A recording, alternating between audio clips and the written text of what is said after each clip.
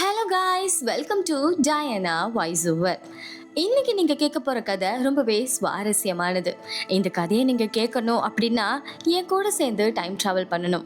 இப்போ நீங்களும் நானும் சேர்ந்து ரொம்ப தூரம் டைம் டிராவல் பண்ண போறோம். கடந்த காலத்துக்கு கிட்டத்தட்ட கிபி 1010 வருஷத்துக்கு போக போறோம்.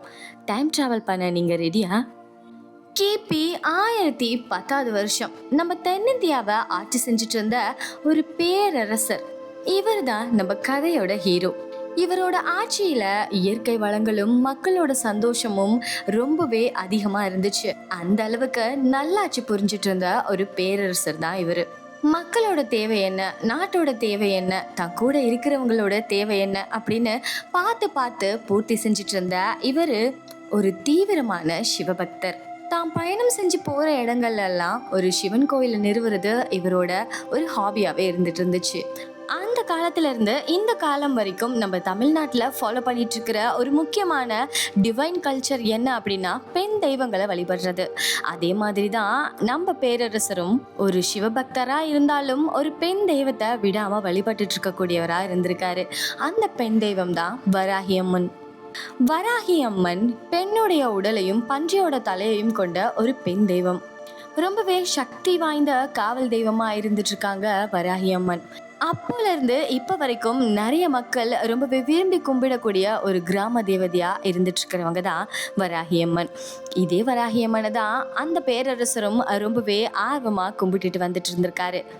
அவர் எந்த நல்ல காரியங்கள் ஆரம்பிக்கிறதுக்கு முன்னாடியும் வராகி அம்மனையும் சிவனையும் வழிபடுறத ஒரு வழக்கமாவே வச்சிருந்திருந்திருக்காரு. நம்ம பேரரசருக்கு ஒரு மிகப்பெரிய ஆசை இருந்துச்சு. அதுதான் அவரோட லட்சியமாகவும் இருந்துச்சு அப்படின்னு சொல்லலாம். அது என்ன அப்படின்னா சிவபெருமானுக்கு ஒரு மிகப்பெரிய பிரம்மாண்டமான கோவிலை கட்டணும். அந்த கோவிலுக்குள்ள பிரம்மாண்டமான லிங்கத்தை பிரதிஷ்டை பண்ணணும் அப்படிங்கிறது தான் இவரோட ஆசை. கோவில் கட்டணும்னு முடிவெடுத்துட்டாரு. ஆனா எந்த இடத்துல கோவில் கட்டுறது அப்படின்னு இவருக்கு பயங்கரமான கன்ஃபியூஷன்ஸ் இருந்துச்சு. இந்த பேரரசர் தென்னிந்தியா முழுவதும் ஆட்சி செஞ்சவர். பார்க்குற இடமெல்லாம் அவரோடது தான். ஆனா எந்த இடத்துல கோவில் கட்டுறது அப்படின்னு அவருக்குள்ள 1008 குழப்பங்கள் இருந்துச்சு. இப்படியே குழப்பத்தோட இருந்தவர் பல பேரோட ஆலோசனைகளை கேட்டாலும் அவருக்கு ஒரு முடிவு கிடைக்கவே இல்லை. இந்த குழப்பத்தோடையே அரசரும் போய் தூங்குறாரு. அப்போதான் அவருக்கு ஒரு வித்தியாசமான கனவு வருது. அவருடைய கனவுல அவரு தொடர்ந்து கும்பிட்டு இருக்கக்கூடிய வராகி அம்மன் வராங்க. இவரோட கனவுல வந்த வராகி அம்மன் சொல்றாங்க, நீ எதை பத்தியுமே கவலைப்படாத, நான் உன் கூட தான் இருக்கேன். நீ எந்த இடத்துல கோவிலை கட்டணும் அப்படின்னு நானே உனக்கு நாளைக்கு காட்டி கொடுப்பேன் அப்படின்னு சொல்லிட்டு போயிடுறாங்க. இந்த கனவுக்கு அப்புறம் கண் விழிச்சு பார்த்த அரசருக்கு 1008 குழப்பம்.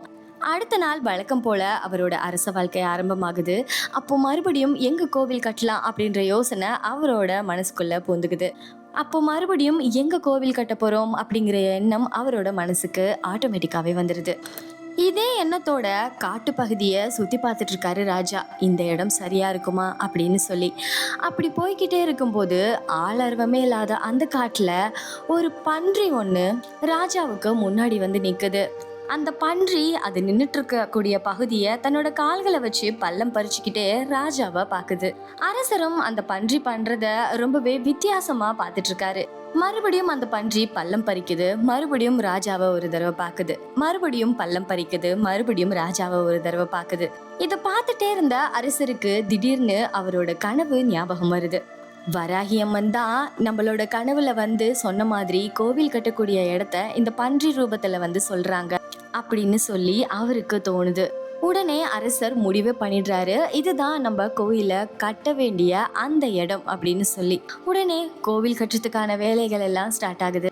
இது வரைக்கும் தென்னிந்தியாவிலே இல்லாத அளவுக்கு பிரம்மாண்டமான ஒரு கோவில் எழுப்பப்படுது. எத்தனையோ கிரானைட் கற்கள், கட்டிடக்கலைகள், கல்வெட்டுகள், சிற்பக்கலைகள், மிகப்பெரிய லிங்கம் அப்படின்னு இந்த கோவில் பிரம்மாண்டமா கட்டப்படுது.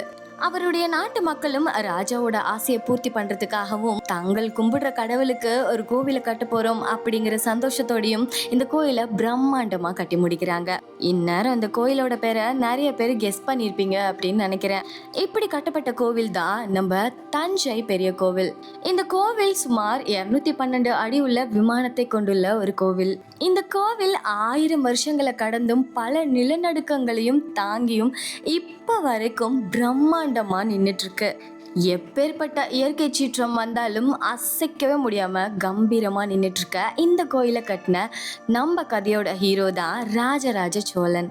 இப்ப வரைக்கும் நம்ம தஞ்சை பெரிய கோவில் யுனெஸ்கோவோட உலக பாரம்பரிய சின்னமா கருதப்பட்டுட்டு இருக்கு. இந்த கோவிலுக்கு பின்னாடி நிறைய மர்மமான விஷயங்கள் சொல்லப்பட்டாலும் இந்த கோவிலை பத்தி நம்ம பெருமைப்பட வேண்டிய விஷயங்கள் தான் அதிகமா இருந்துட்டு இருக்கு. நம்ம இன்னைக்கு பார்த்துட்டு இருக்கிற தஞ்சை பெரிய கோவிலை ராஜராஜ சோழன் கட்டுறதுக்கு பின்னாடி ஒரு ஸ்பிரிச்சுவல் நம்பிக்கை இருந்திருக்கு. இதை உங்களுக்கு சொல்றதுக்காக தான் இந்த ஒரு ஸ்டோரியை நான் கிரியேட் பண்ணேன். இப்ப கூட தஞ்சை பெரிய கோவில் அப்படின்னா ராஜராஜ சோழன் நமக்கு ஆட்டோமேட்டிக்கா ஞாபகத்துக்கு வந்துருவாரு. அதே மாதிரி ராஜராஜ சோழன் அப்படின்னா தஞ்சை பெரிய கோயிலும் ஆட்டோமேட்டிக்கா நமக்கு ஞாபகம் வந்துடும். இதை பில்ட் பண்றதுக்கு முன்னாடி ஒரு ஸ்பிரிச்சுவல் நம்பிக்கை இருக்கு, ஒரு ஸ்பிரிச்சுவல் ஹோப் இருந்திருக்கு அப்படின்னு யோசிக்கும் போது கொஞ்சம் இன்ட்ரெஸ்டிங்காக தான் ஃபீல் ஆகுது. அதே மாதிரி இன்னைக்கு உங்க லைஃப்ல உங்களுக்கு இருக்கக்கூடிய ஒரு நம்பிக்கை மற்றவங்களுக்கு வேணா அது சாதாரணமாக தெரியலாம், சில பேருக்கு அது வியர்டாக கூட தெரியலாம். ஆனால் அந்த நம்பிக்கை உங்களை நாளைக்கு யாருமே தொட முடியாத ஒரு உச்சத்துக்கு கூட கூட்டிட்டு போகலாம்ல. ஸோ உங்களோட நம்பிக்கையை யாருக்காகவும் விட்டு கொடுத்துடாதீங்க. அரசர் ராஜராஜ சோழனுக்கு வராகி அம்மன் மாதிரி நீங்க உங்களோட இஷ்ட தெய்வத்தை மனசுல நினைச்சுக்கிட்டு லைஃப்ல அடுத்த ஸ்டெப்பை நம்பிக்கையோட எடுத்து வைங்க. அப்படி ஏதாவது ஒரு விஷயம் சக்சஸ் ஆச்சு அப்படின்னா மறக்காம நம்ம கமெண்ட் செக்ஷனை தேடி வந்து கமெண்ட் பண்ணிட்டு போங்க. நான் உங்களை வேற ஒரு ஸ்டோரியில வந்து மீட் பண்றேன். தேங்க்ஸ் ஃபார் வாட்சிங்.